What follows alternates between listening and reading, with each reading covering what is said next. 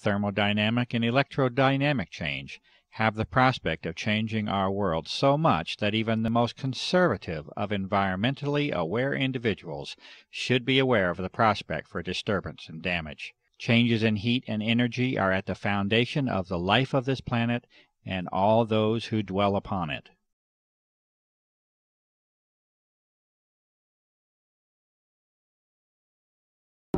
It is a necessary, logical, and natural extension to our discussion of applications to include the almost inevitable role the military assumes within them.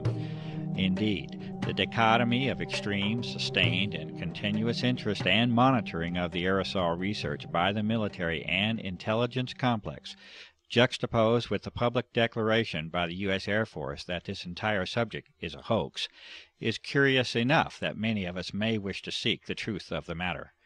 The most advanced military agencies, intelligence services, and defense contractors clearly have an interest in monitoring and controlling the level of discussion and disclosure on the aerosol issue. The tools of research and analysis must therefore be used at least in part to compensate for the lack of openness that now shrouds this democracy under the guise of national security. A glimpse into the military window has been achieved, and a central theme will eventually emerge, and that is of control. Control in the deepest and far-reaching sense that you may imagine. Jose Delgado is an interesting guy. He was at Yale University in the mid-60s. He began mapping the human brain by planting electrodes in primates and humans to see how to affect the different parts of the brain, figure out what parts of the brain were affected and affected our, our health and the way we thought, and just sort of how the brain worked, mapping it out. Well, by the mid-80s, he had figured out a lot of other things. He found out that not only could you map the brain, but you could stimulate the brain. And so starting in 1969, he'd put the implants in, and there's a famous image of him with the charging bull, and he throws the switch of a radio transmitter, and the bull stops right in its tracks, right in front of the guy. And in this case, he used an implant that affected the bull in a way that caused it to stop. Now, what he found by the mid-80s is he didn't need any implanted technology whatsoever.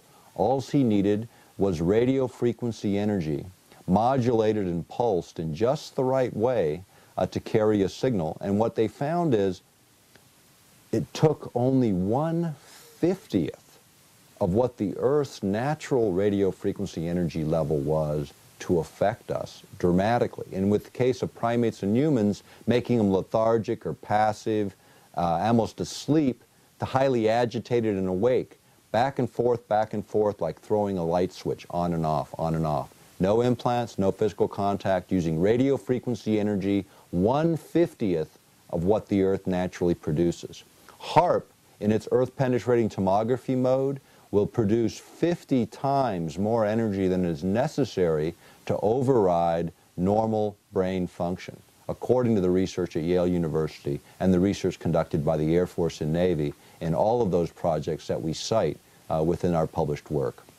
Now, when you think about the idea of manipulating brain activity, you can do it for all kinds of different reasons. I mean, it can be an accidental side effect, which is what the military says is the case with HAARP. But the question of side effect or deliberate effect really takes us back to this issue of human manipulation. Is it possible? After leaving Ampex and working my tenure with laser systems and electronics, who, by the way, pioneered brain implants. That's a really touchy subject with me. Most people hollering about they've got a brain implant for mind control. Well, first of all, they wouldn't know it. Second of all, they don't need to do that. I wish they did. I wish that was all they, I wish they really needed to do a surgical procedure to put one of these things in you, or at least inject it or something. But they don't need implants. They haven't needed implants since 1983. That's scary stuff when you consider the ramifications of what is now possible through compressed microwave and any number of other advanced technologies for controlling your thoughts. Creating apathy, rage, can easily be done with what is known as the HAARP project. And it can be done over vast areas of the planet simultaneously. This is old Tesla technology that most of you folks in here, I'm sure, are aware of. But I'm also hoping that you're aware that the HAARP operations were shut down for a period of time during the Clinton administration, and then it restarted in August of last year. And they're building these things all over the planet. This is a form of the type of mind control that Hitler hadn't even thought about. This is the worst, because there is no shielding. You can't be a privileged person and avoid it. For when the atmosphere of the planet is controlled, life itself, in the end, is controlled. With a basic knowledge of plasma physics, that is, the physics of an energized gas or atmosphere, it is impossible to proceed further without at least a brief introduction to the HAARP facility and technology. HAARP, or High Active Auroral Research Program, is operated by the U.S. Air Force and is claimed to be simply a research facility. The stated purpose by the Air Force for the HAARP project is that of a scientific endeavor aimed at studying the properties and behavior of the ionosphere, with particular emphasis on being able to understand and use it to enhance communications and surveillance systems for both civilian and defense purposes. It may be this, and then again, it may be more than simply a scientific endeavor. The Hitler-Himmler research had certainly expanded by the time that I was in MK-Ultra mind control, and it continues to expand to date. My own daughter, who was born into MK-Ultra mind control, unfortunately, I could not prevent her abuse. I certainly didn't contribute to it, but I couldn't prevent it.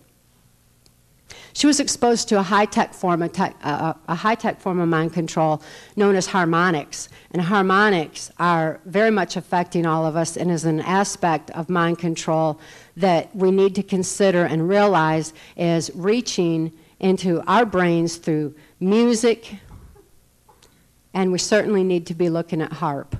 People protest lyrics.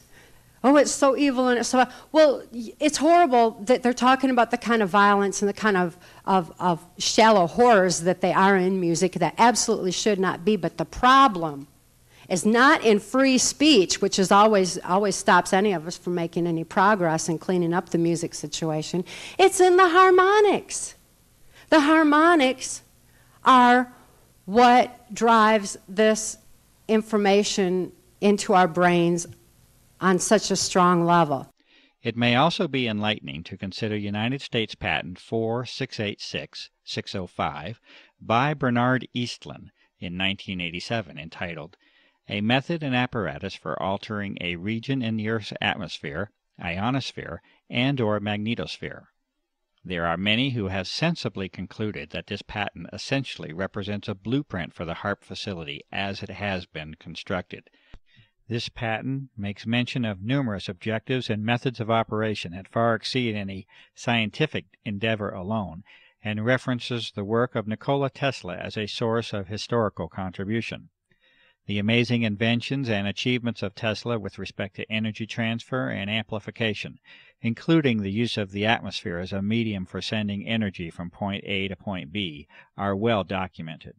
The documents of Tesla were eventually confiscated at the close of his life, especially as they related to military matters, and he is generally now accepted as an unrecognized genius. The current incarnation of ionospheric heating is able to, according to Mr. Eastlund, put unprecedented amounts of power in the Earth's atmosphere at strategic locations, and to maintain that power level with the pulsing of energy. HAARP can paint designs in the sky, if you will.